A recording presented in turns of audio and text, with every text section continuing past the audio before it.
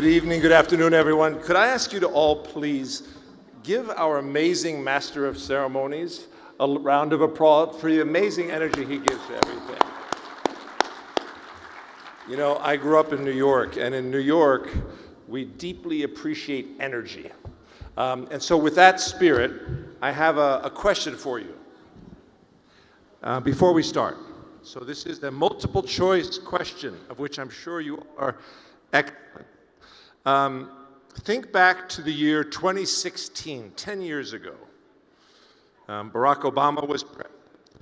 Can you hear me well? Barack Obama was president. The Paris Accords had been just, there was no TikTok, there was no ChatGPT.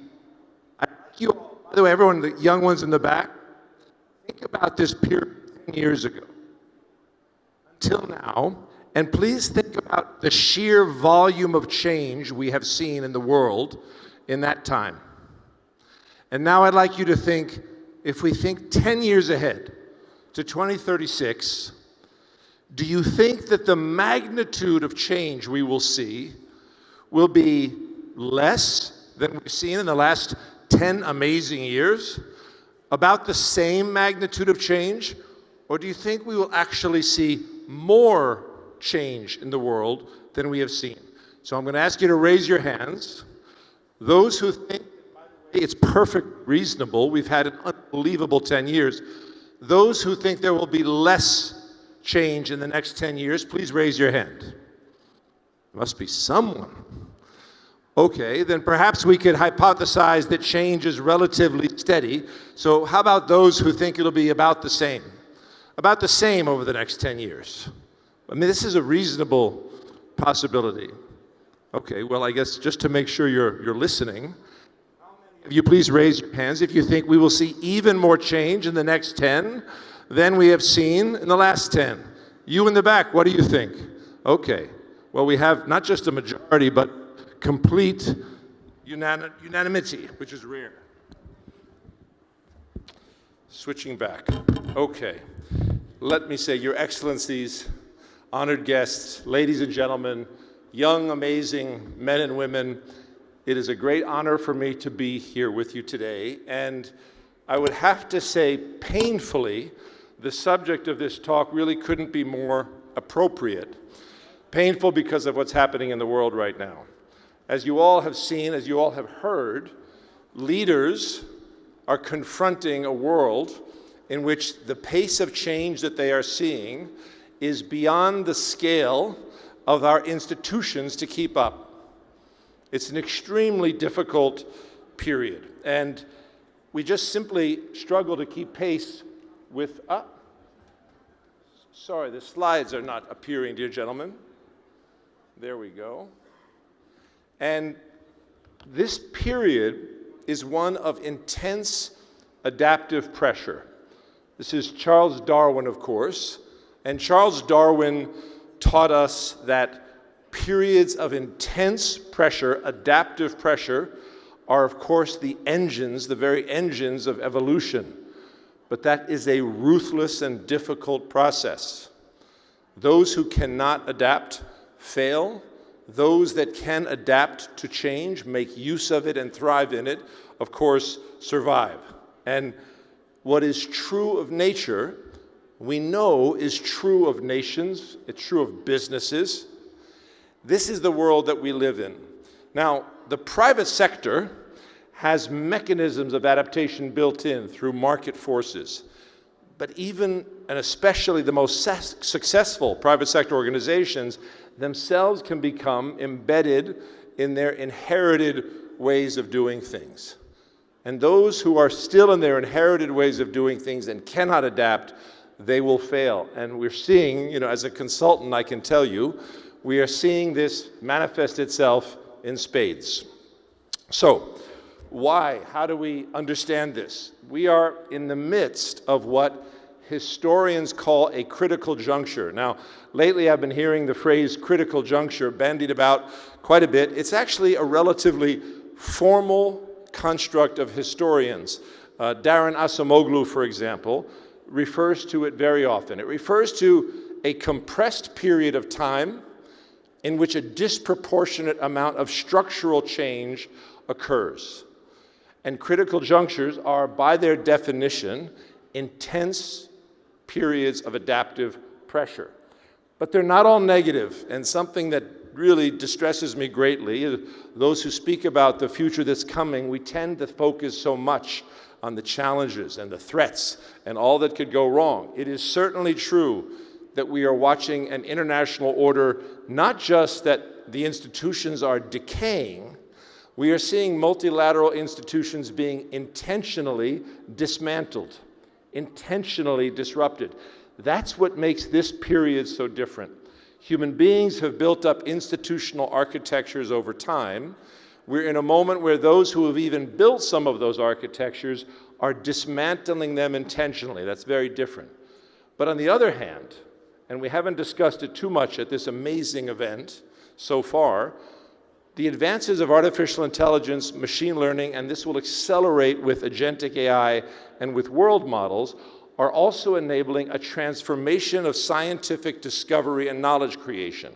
So we are on the cusp of a period when our ability to solve the most important problems in the world will be exponentially increased. That's not delusional Silicon Valley. I'm a Stanford guy, but I tell you that's just the fact. In fact, if you look at the Nobel Prize won by Demis Hassabis, he won it because of applying this technology to a domain of science where he and the DeepMind team exponentially accelerated the time it took to get to results in protein science that was previously possible. So this is not science fiction. So that's very important. We are in the midst of a critical juncture, and critical junctures create decision points. Well, what are decision points? A critical decision point, the phrase emerges from the military, are moments in space and time when a leader must make a decision, allocate resources, or take action in the context of rapid change. Well, Germany entered 2022 facing a deep structural exposure to Russian pipeline gas. When those flows were curtailed at the beginning of the Ukraine war, it had very, very few options, and the options that it had were extremely costly. It had fallen into a structural concentration on Russian gas. This was a function of contracts, but it was also a function of pipelines. So there was an infrastructural lock-in to Germany's position at that time. 55% of their gas, 35% of their oil, and 45% of their coal came from Russia. And then the shock occurred. By the way, to make matters worse, they had not that long before decided to curtail nuclear power for environmental reasons following Fukushima. And so when the shock occurred, they were in a state of extreme dependency. First, Russian flows were curtailed. Then, as you know, 2 of the pipelines were sabotaged. As a result, Uniper, their largest energy company, collapsed. It had to be nationalized by the German government. And energy-intensive industries in Germany, remember, it's an industrial powerhouse, were severely hurt by this. Some had to relocate. They had to reduce production. Ultimately, the European Union did find a resolution, but it was at enormous, enormous expense. Germany launched a $200 billion euro protective shield, which was very effective. They bought time, but at a massive, massive cost, in which industrial capacity was lost, of course. Now, to Germany, as a proud German American, I say, to Germany's credit, they built an LNG, a floating LNG facility, a terminal, in record time, in 200 days, something that normally should take 3 years. Germany did it in 200 days, something about which they should be proud. But the fact is, this crisis response, it shouldn't have taken a crisis to unlock that speed. And so the key lesson is that Germany found itself facing a critical decision point in which it lacked options. And remember, it didn't just lack options for its energy security. Because of it, it lost geostrategic leverage in the most existential crisis that Europe and therefore Germany has faced, which was the invasion of Ukraine. And so it was vulnerable. So the cost of not having optionality is measured in billions, and many times it's measured in lives, but for countries, it's also measured in sovereignty. And we'll return to that in just a moment.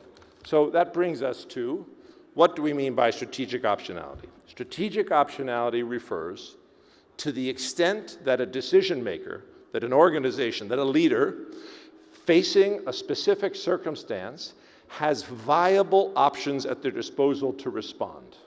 So Germany is a superb example of a moment when they had almost no optionality. Optionality refers to how many viable choices do you have. That's the essence of what it means. It's the ability then, because of having options, to adapt more quickly and to keep up with the pace of change in real time because one is ready. And so to understand its importance, it's critical to understand the relationship between leverage and time. When you are ready for a significant change, when you have the capabilities you need to respond ahead of time, you can shape how events unfold. When you're not ready, when the response is therefore delayed, you lose leverage and you incur costs. This idea has its roots deep in the literature of strategy, of which is so important to me in my career, as you can imagine, but even going back to Clausewitz. Clausewitz, who famously said, war is the province of uncertainty. I think in Iran, we're all seeing that right now, all too clearly and painfully. It is not only the province of uncertainty, however, it's also the province where what he called branches, sequences, and reserves are so absolutely critical. Similarly, the great master of strategy, Sun Tzu, famously said that the essence is, of course, to not allow the enemy's will to be imposed upon you. And this is itself about building optionality. Sir Lawrence Friedman, the great Sir Lawrence Friedman, speaks about strategy as creating power, doing more with the balance of power in a given moment than is made possible by its sheer logic. Strategy transforms the equation of power relations to create power. Optionality is central to that.